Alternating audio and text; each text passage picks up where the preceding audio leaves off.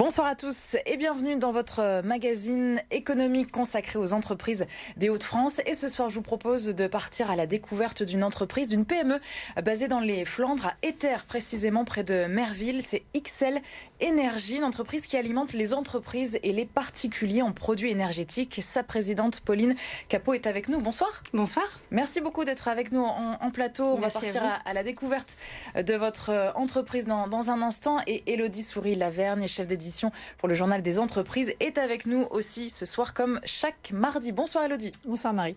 Et pour commencer, faisons connaissance donc avec XL Énergie.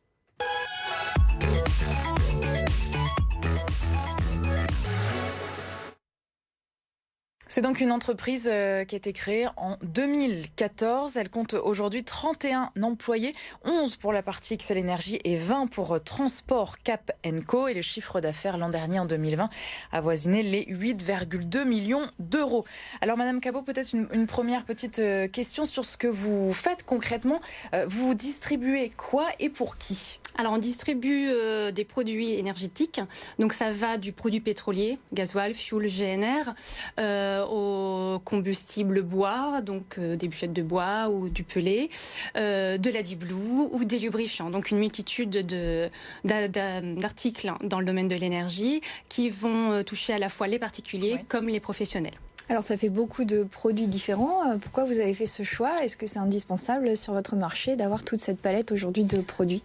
Oui, tout à fait, c'est indispensable parce qu'il y a certains secteurs d'activité qui tendent à diminuer, donc il faut quand même se diversifier. Et en plus de ça, toutes ces énergies peuvent toucher tous nos clients. C'est-à-dire qu'une entreprise peut très bien prendre du carburant pour sa flotte de véhicules roulants, comme pour son chauffage, ou à titre personnel, un dirigeant peut avoir besoin de pelés.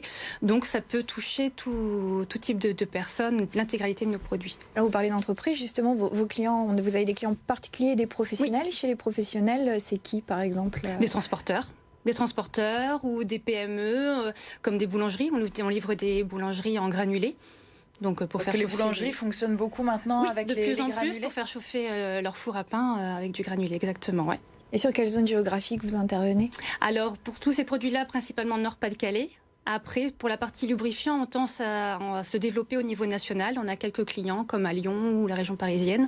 Et notre objectif dans cette activité-là, c'est vraiment le national. Et alors, comment XL Énergie a réussi à s'imposer sur le marché de la distribution de produits énergétiques ? Vous n'êtes pas le seul acteur. Il y en a des très importantes. Comment vous pouvez faire la différence aujourd'hui ? Alors, c'est pas toujours évident. Je dirais que la clé de succès, c'est la flexibilité et le service surtout. Quand vous avez un client qui vous appelle en milieu d'après-midi, je suis en panne de fuel, il fait froid, vous pouvez venir tout de suite. On fait tout ce qu'on peut pour aller le servir.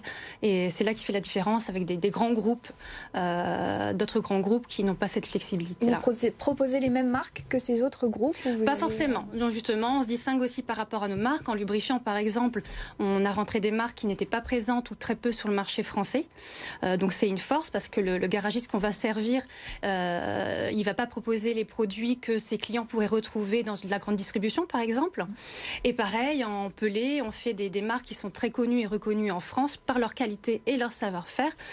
Donc ça fait une très grosse différence par rapport à nos concurrents. Et là, en période de grand froid, cette semaine, est-ce que ça peut avoir une incidence sur votre activité ? Tout à fait. Ou pas ? Vous avez... oui.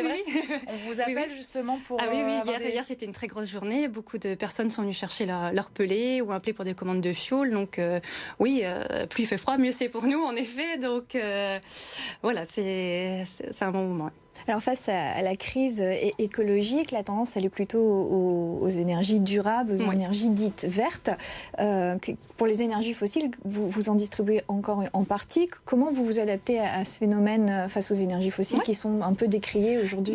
C'est pour ça qu'on a commencé aussi à suivre la transition énergétique en développant le pelé il y a 2-3 ans de ça, parce qu'on a regardé nos chiffres et c'est vrai que les ventes de fuel commençaient à diminuer. Quand on appelait les clients, de plus en plus ont installé des poêles à pellet, donc on s'est lancé là-dedans et heureusement parce que c'est un...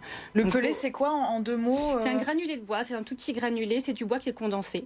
Tout simplement, il est pressé et vous le faites chauffer dans un poêle à pellet ou dans une chaudière. Vous pouvez avoir une très belle flamme, ça peut remplacer une cheminée de bois par exemple.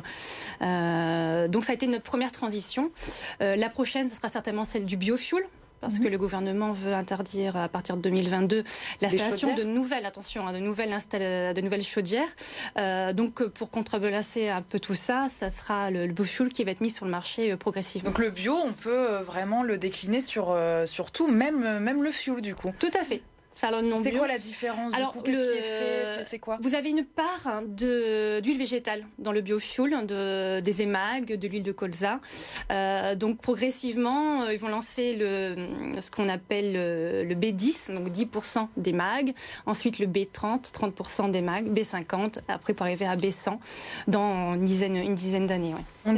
Est-ce qu'un jour vous pourriez ne plus avoir que des produits propres, ou est-ce qu'il y aura finalement toujours aussi un peu de produits pétroliers? Comment vous voyez les choses? C'est possible, hein, c'est possible que dans un très long terme, on n'ait plus d'énergie fossile, que des énergies propres.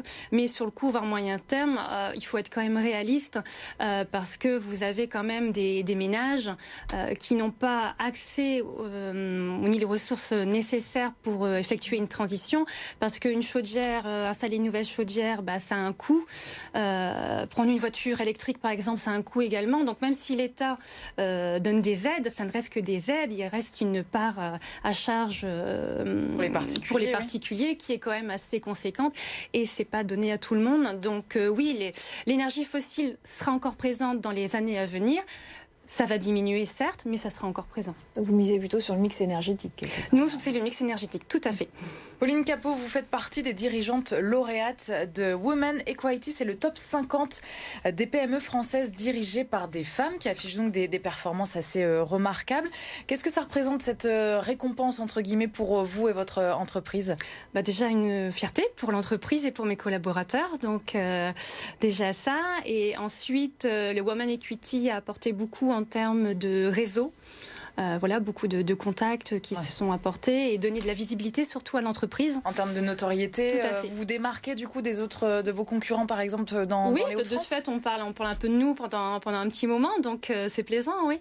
Vous faites partie d'un milieu d'hommes ou pas? 31 employés, on le disait à Ether. C'est surtout des hommes ou pas forcément? C'est un cliché que j'ai peut-être. Les 31 employés, c'est avec le groupe, donc avec les transports. Donc qui dit transport dit milieu d'hommes.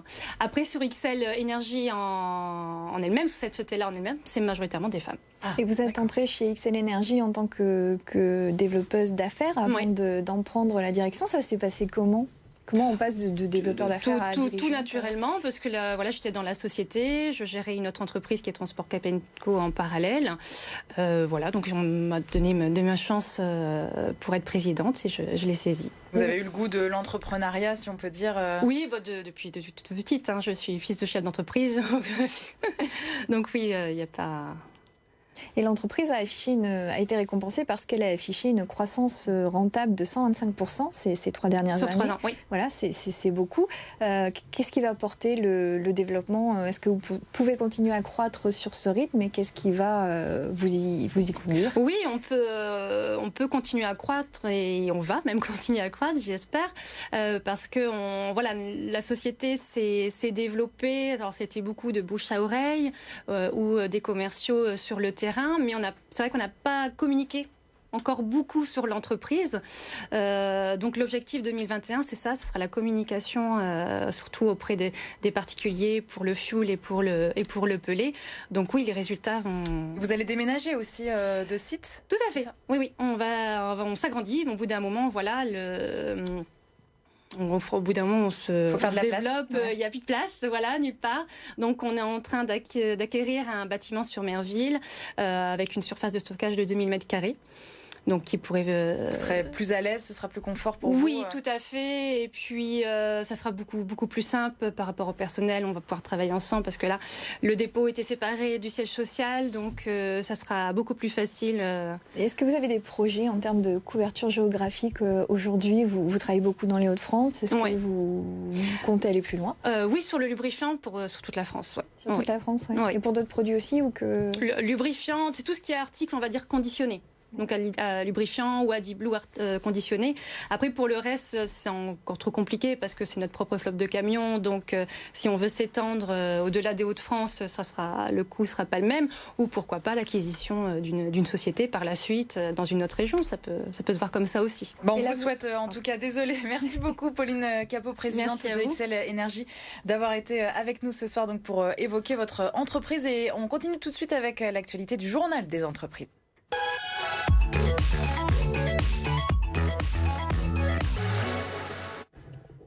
Et cette semaine, Élodie, nous parlons d'une start-up lilloise qui vient en aide aux personnes hospitalisées de façon un petit peu originale. Tout à fait. La start-up lilloise Virtisense a conçu une capsule sensorielle pour offrir des moments d'évasion aux personnes qui sont hospitalisées, atteintes de handicap ou en EHPAD. Alors cette capsule sensorielle, c'est en fait un casque de réalité virtuelle accompagné de diffuseurs de parfums et de ventilateurs pour recréer une sensation de vent et une expérience à 360 degrés.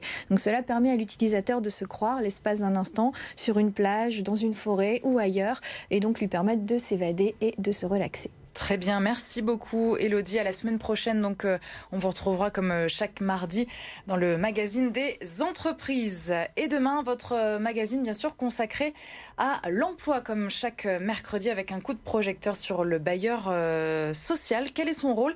Quelles sont les conditions de recrutement? Nous en parlerons assez largement avec José Arnoux, directeur général par intérim de Lille Métropole Habitat. Et c'est Vincent Vieillard, l'excellent Vincent, qui vous accompagnera pour ce magazine. C'est votre emploi.